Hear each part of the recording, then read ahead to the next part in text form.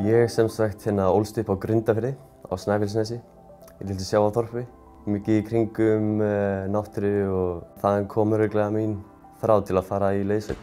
Ólst upp á sveit rétt fyrir utan Grundarfjörð, búinn að vera upp í fjöllum síðan ég var lítill bolli. Ég held að það hefði verið góð ástæða fyrir að ég ákvað að fara í Keilir.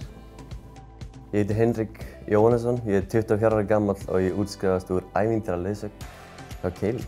Ég heiti Hjörtur Rósmann Ólafsson, ég er 25 ára gamall og ég útskrifaðist frá Keilir úr ævintýraleiðsögn.